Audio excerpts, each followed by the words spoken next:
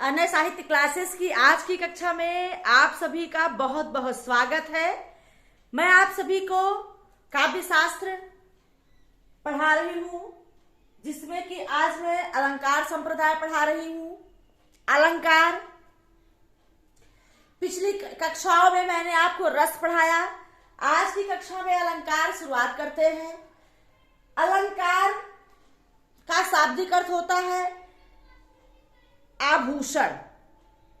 आभूषण, गहना जो हमें अलंकृत करे वो अलंकार होता है। चाहे वो शब्दों से अलंकृत करे या वस्त्रों से अलंकृत करे या गहनों से अलंकृत करे, जो हमारी शोभा बढ़ाए वो अलंकार है। उसी प्रकार से हिंदी में भी काव्य में भी काव्य की जो शोभा बढ़ाता है, जिससे काव्य पढ़ने में आनंदमय लगता है, वो क्या कहलाता है? अलंकार।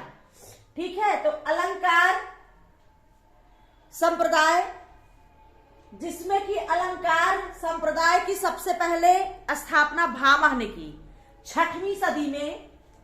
अलंकार संप्रदाय की स्थापना 6वीं सदी में किसने किया था? भामह ने किया था।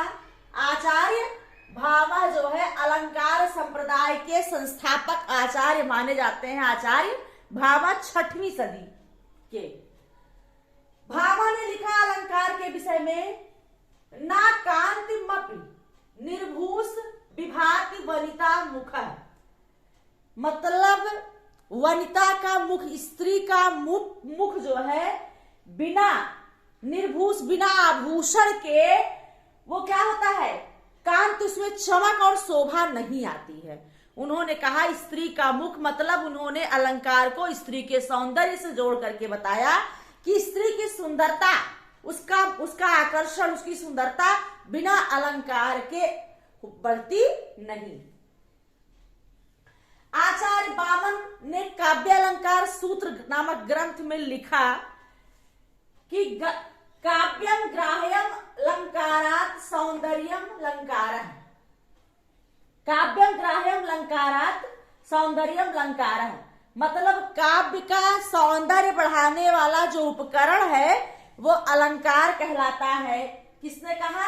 वामन ने कहा कि यदि काव्य में अलंकार जुड़ जाए तो उसका जो है अलंकार ग्रहण हो जाए तो उसकी सुंदरता अत्यधिक बढ़ जाती है। आचार्य वामन का ये जो इन लोगों की जो कथन है, ये सूक्तियां है, ये बहुत इंपॉर्टेंट है। इसको रटना पड़ेगा। इसको ठीक है, इसको, ये आपके लिए क्या है? एक प्रश्न है। ठीक है, इसे आप बहुत हल्के में मत लीजिए। कथन पूछ लेता है कि किसका है, दे देगा कथन, वाक्य दे देगा, किसका है पूछेगा। तो काव्यम ग्राह्यम अलंकारात् सौंदर्यम अलंकारः वामन का है। दंडी ने लिखा काव्य शोभा करान धर्मान अलंकारान प्रपक्षते। दंडी ने लिखा कि काव्य शोभा करान धर्मान अलंकार प्रचक्षते, मतलब काव्य की शोभा बढ़ाने वाले जो धर्म है वो क्या कहलाते हैं? अलंकार। अकॉर्डिंग टू दंडी ने कहा काव्य शोभा करान धर्मान अलंकारान प्रचक्षते, काव्य की शोभा बढ़ाने वाले धर्म को क्या कहते हैं? अलंकार कहते हैं। विश्वनाथ ने लिखा शब्दार योर स्थिरा ये धर्मा शोभित साइनी। जो शब्द स्थिरता के साथ जुड़े, काव्य की शोभा बढ़ाएं, वो क्या कहलाता है? अलंकार। इन्होंने लिखा, विश्वनाथ ने, शब्द और अर्थ के सौंदर्य, मतलब शब्द का अर्थ जब निकल जाए तो उसकी सुंदरता क्या होती है? बढ़ जाती है। तो शब्द और अर्थ की सुंदरता, शोभा को बढ़ाने वाले धर्म क्या कहलाते हैं? अलंकार। शब्द और अर्थ के का जो योग है से निकलता है जो अर्थ, वो क्या करता है? काव्य की शोभा बढ़ाता है। रुद्रक ने कहा कवि प्रतिभा से प्रादुर्भूत कथन। कवि प्रतिभा का जो प्रादुर्भूत कथन होता है, मतलब कवि जो है जो अपनी प्रतिभा दिखाता है काव्य में, वो क्या कहता है, वो विशेष क्या कहलाता है, अलंकार कहलाता है, रुद्रट ने कहा।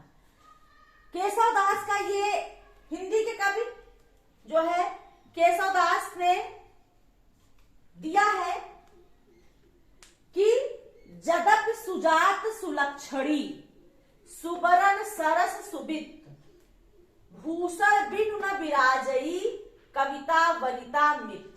इन्होंने कहा, ये इनका जो है पूछा गया है प्रश्न, ये आया हुआ प्रश्न है, चयन बोर्ड द्वारा पूछा गया प्रश्न है।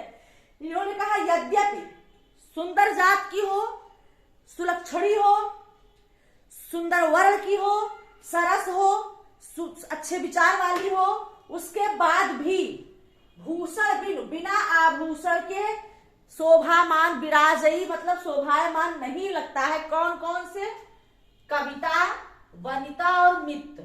यदि इसमें भले सुंदर जाति के हो, सुलक्षण हो, सुवर्ण हो और सरस हो, अच्छे विचार वाली हो, लेकिन भूषण बिनु न विराजे, बिना आभूषण के उनकी शोभा नहीं बढ़ती है, अच्छे नहीं लगते हैं। कौन कौन, कविता और वनिता माने स्त्री और मित्र। ये जो है इन तीनों के लिए आभूषण अत्यधिक आवश्यक है, इनकी सुंदरता बढ़ाने के लिए, केशव दास ने कहा। देव ने लिखा, हिंदी आचार्य देव ने कहा कि अलंकार पहिरे अधिक अद्भुत रूप लखाती। मतलब यदि जो अत्यधिक अलंकार पहने रहते हैं उनका रूप अत्यधिक आकर्षक लगता है, उसी प्रकार से काव्य में अलंकार की जरूरत है कि उसकी अद्भुतता जो है निकल कर सामने आए।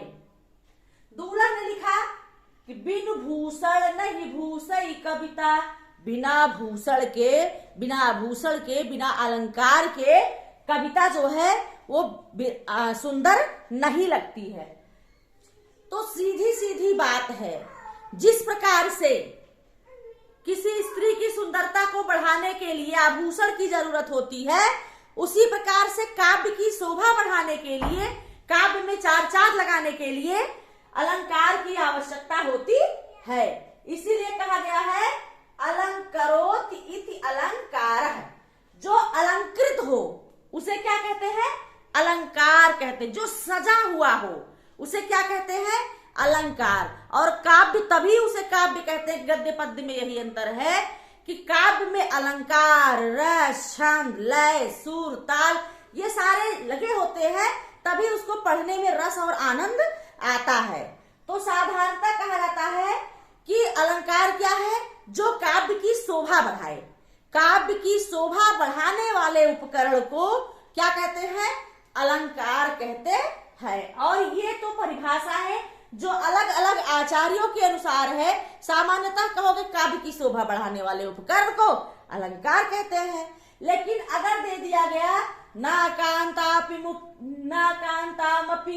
निर्भूष वनिता विभाति वनिता मुख है, किसका है, किसने इसका दिया है, तो भामह ने दिया है। या प्रश्न पूछ लिया कि कौन सा आचार्य है जो अलंकार की परिभाषा स्त्री के सुंदरता से दिया है, तो आचार्य भामह है। मान लीजिए दे दिया काव्यम ग्राह्यम अलंकारात सौंदर्यम लंकार। यह परिभाषा किसकी है, वामन की है, रुद्रट की है, भामह की है, या किसी को और दे दिया चार ऑप्शन।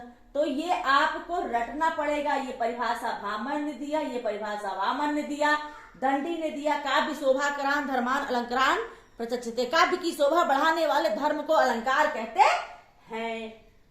शब्दार्थी और ये धर्मा शोभिसायनी। विश्वनाथ ने लिखा कि शब्द और अर्थ के सौंदर्य की विभूत बढ़ाने वाले उपकरण को, शब्द और अर्थ के सौंदर्य की विभूत शोभा बढ़ाने वाले उपकरण को क्या कहते हैं, अलंकार कहते हैं। तो ये रहे ये हिंदी में केशव दास इज ए मोस्ट इंपॉर्टेंट कि यद्यपि सुजात सुलक्षणी सुबरन सरस सुबेत भूषण बिनु न विराजई कविता वनिता मित।